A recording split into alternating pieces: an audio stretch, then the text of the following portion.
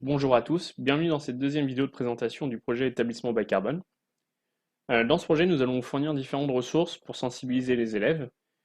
Et ces ressources sont divisées en 5 modules qui vont de qu'est-ce que l'énergie à comment agir au niveau de mon établissement. Donc dans cette vidéo, nous allons résumer les 3 premiers modules qui concernent les enjeux énergie-climat.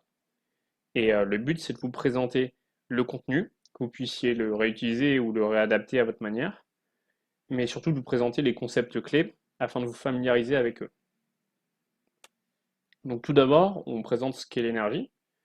Donc l'énergie, c'est une grandeur physique qui va permettre de modifier notre environnement, donc que ce soit via la vitesse, avec l'énergie cinétique, via la température, via l'énergie thermique, via la forme d'un objet, sa composition chimique, etc.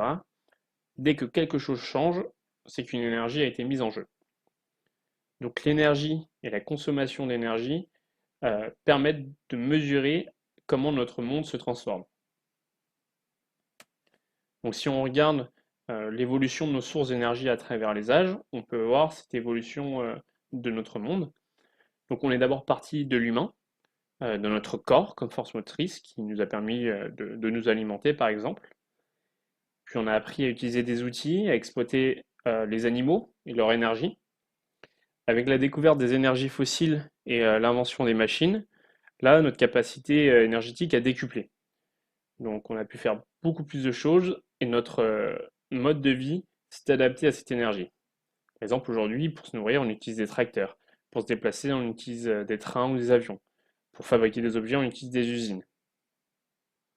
Ensuite, on peut faire le panorama des sources d'énergie qui existent aujourd'hui. On peut les comparer car elles ne se valent toutes pas. Donc, à gauche, on a le gaz, le charbon et le pétrole, qui sont les énergies fossiles dont on parlait juste avant, qui sont faciles à transporter et à stocker, et qui sont très denses en énergie. Ce qui veut dire qu'on peut faire beaucoup de choses avec peu de quantité. Le problème, c'est qu'elles émettent beaucoup de CO2, ce qu'on appelle des sources d'énergie carbonées. À droite, les sources d'énergie bas carbone, donc qui émettent peu d'émissions de CO2. On peut citer l'uranium pour l'énergie nucléaire, l'énergie hydraulique, l'éolien, le solaire, la biomasse. Donc elles ont toutes des avantages et des inconvénients. Il n'y a pas de source idéale. Euh, Par exemple, certaines sont renouvelables, d'autres non, d'autres sont intermittentes, d'autres non, etc.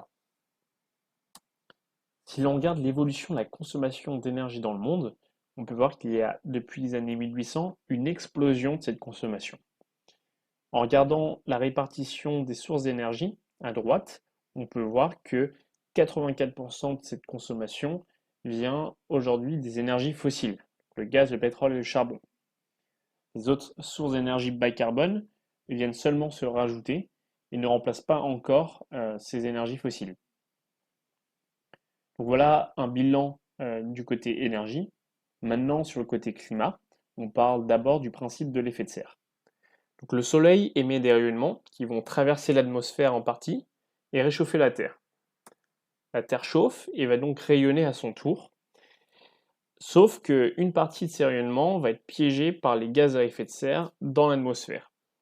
Donc les gaz à effet de serre agissent comme une couverture pour réchauffer la Terre, mais plus il y a de gaz à effet de serre, plus la température augmente. On explique ensuite que l'on passait de l'énergie au climat en passant par l'indicateur CO2. Aujourd'hui, on brûle des énergies fossiles pour générer l'énergie dont on a besoin. Mais cela cause aussi des émissions de gaz à effet de serre, le CO2 notamment, qui est le principal gaz à effet de serre.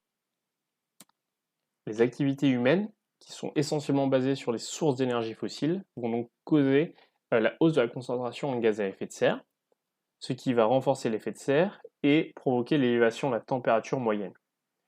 Donc il va y avoir plusieurs effets à ça, donc, notamment l'acidification des océans, mais aussi la perturbation des écosystèmes et l'augmentation du niveau des océans.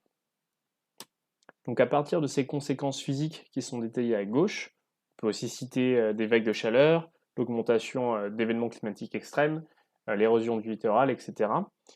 On va avoir des conséquences sur les sociétés humaines, par exemple des pénuries d'eau, des sinistres, la baisse des rendements de pêche et agricoles, des grandes migrations de population qui vont créer des instabilités politiques et financières. Donc voilà un récapitulatif des enjeux énergie-climat aujourd'hui. On se retrouve pour une prochaine vidéo sur la comptabilité carbone et pourquoi compter les émissions de gaz à effet de serre.